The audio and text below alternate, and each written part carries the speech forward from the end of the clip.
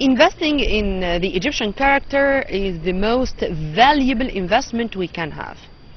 And when we equip our youth with the most important values, with the most important educational merits, with the many advantages, simply they deserve, and simply this is the way they can lead a better future and they can lead our country. How to do so? What's the importance of investing in the Egyptian character, maintaining in the same time our Egyptian identity?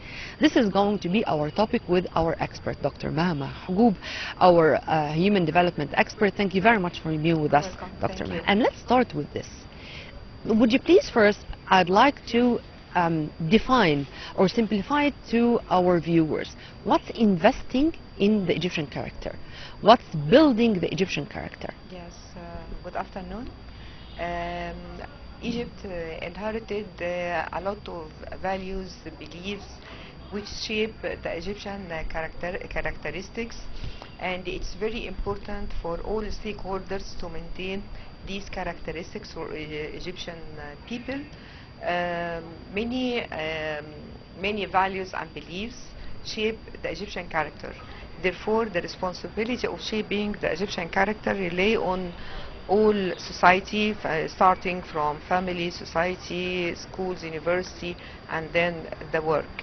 So all of them are shaping the values and beliefs. Then the values and beliefs shape the Egyptian characteristics. So Egyptians are known with their values, sense of humor,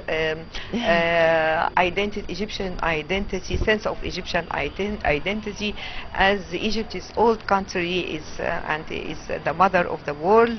From ancient Egypt, Egyptian people, they had maybe in the past, in pharaonic era, they had values, beliefs, and they have special characteristics which define the Egyptian people than the other societies. Yeah, but I think our character as Egyptian, it's very complicated, if I may call it this way or describe it this way, because Egypt, since thousands of years, I should say so, was the melting pot.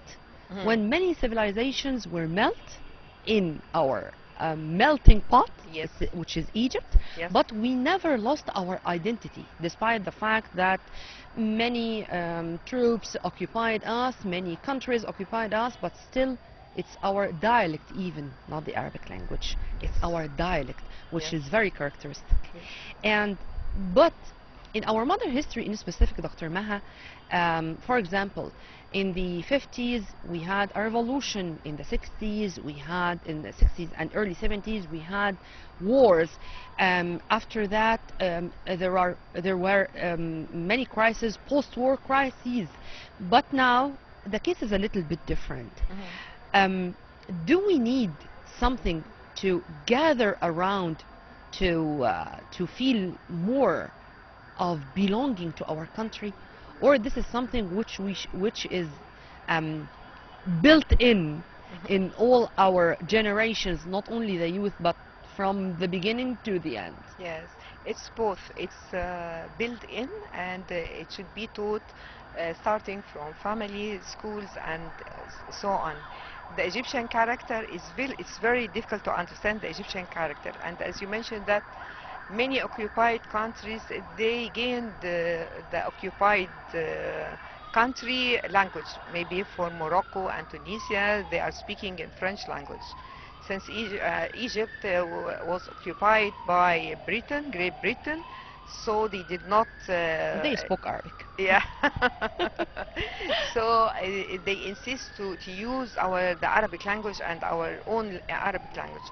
Egypt faced a lot of civilizations, and it was overlapping to identify the Egyptian character. But at the same time we are holding and we have the same character, values, beliefs. For example, religious diversity. Here in Egypt we have diversity between Muslims and Coptic people, so they are aligned together. There is no difference between Muslim and Christian people. Maybe the Egyptian identity is very important, along it's inherited from the long time ago till the present. A lot of values are shaping the Egyptian characteristics, such as integrity, honesty, loyalty. But still, of course, that there is a lot of homework Yes. to do to qualify our youth to lead a better future. Yes. What's the first step? Because it's a long journey. Or if you permit me to have priorities, what should be the priorities of our youth? Yes. The priority for teaching children and youth rely on family first, starting from year one. So it doesn't matter that he is child, so you cannot educate in manners or something like that. But we have to educate children values, beliefs, respecting others, respecting other bigger peoples. So it relies on family, then it relies on school and society. But what do we need to change? I mean, simply we are surrounded with challenges, with changes, and with crises. What should we do to let our youth be able to face all these things together? I mean, for example, should the culture of just depending on schools and universities end, and ask our youth to have online courses, to have e-learning, to train, to focus on vocational training, even stuff like that? Or this is according to each character, I mean, to the tendency or the two directions, or to the trends even? What? Now we are facing huge change all over the world due to the technological revolution. Now the AI is a fourth technology revolution. So Egyptians should cope with the new changes of the world. And we do not have to rely on family or schools, but we have to educate all children, youth, how to develop their characters, values by have self-learning, by Googling, getting online courses. Of course, the social media is playing an important role, and of course, it has negatives and positives. So that they can get the positive part of the social media and gain more experience, knowledge, values, which shape their characters. Yeah. So most of children and youth, so maybe they can hear to social media and don't hear to their families. Yep. I should seize the opportunity to have a human development expert to ask about the Human Development Index, Yes. or the HDI. Let's simplify this to our viewers. Yes, the Human Development Index measures the development of the world's country in three main pillars. The first pillar is long life health, the second one education, and the third one decent work. So decent life, sorry, decent life. So the first pillars could be measured by the long life and healthy for individuals.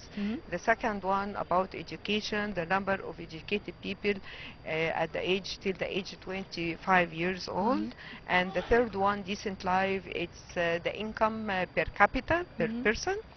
And it's a universal, or maybe it's international report which measure the progress of each country. And it's worth to mention that Egypt has a great progress in their achievement.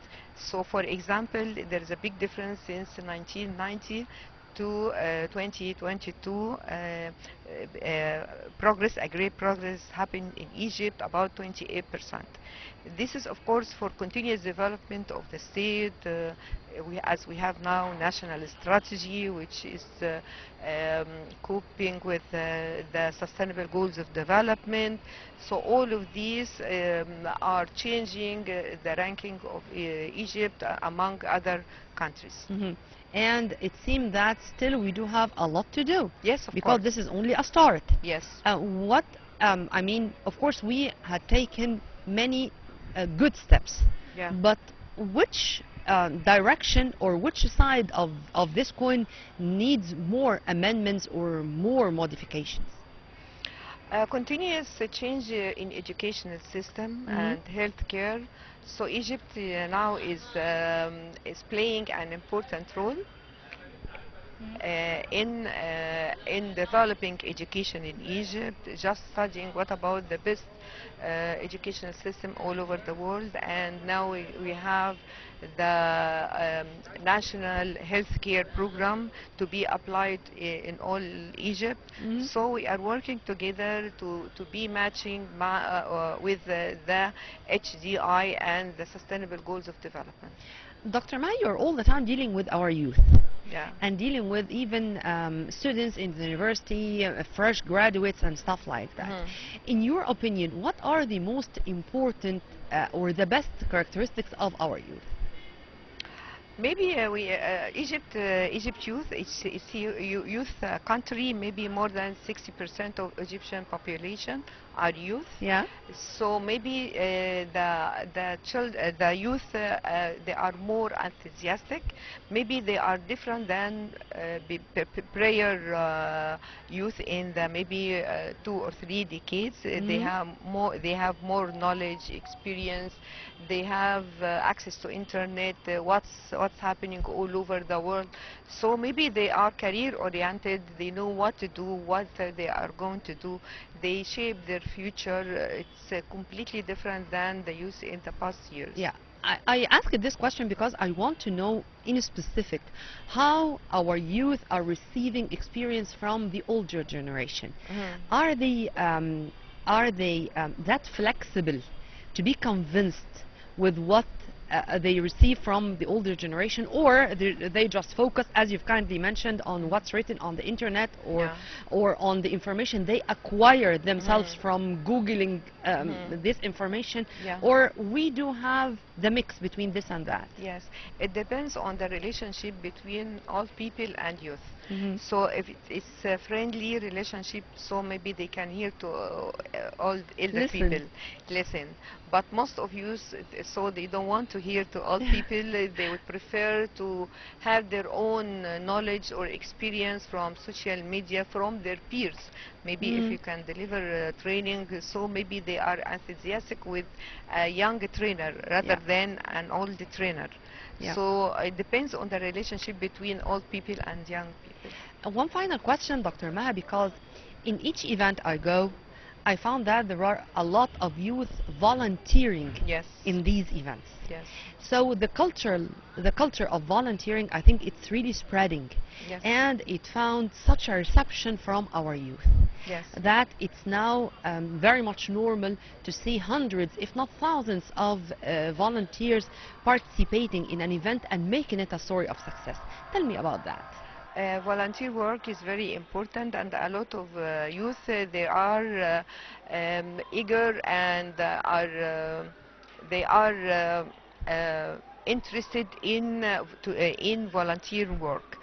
So now they can volunteer within NGOs. They can distribute some goods, some things, and this create a good citizen for youth. So how to be socially connected, how to have awareness about society, how to help weak people, and to offer your effort. And actually, I would like to mention something very important, and it's role model for helping other people. The church, they have a day how for a duty for each one who go to church, how to help the other community. We call it service, الخدمة. Service, Yeah, yes, service. Yeah. it's service, and it's a very good model. If the whole society just relay and maybe each one can help the other people, so maybe you will not find someone who needs education, other help from others. Dr. Maha, thank you very much. Have a very good day. Thank you, thank you. Right after the short break, we are going to return back. Stay tuned.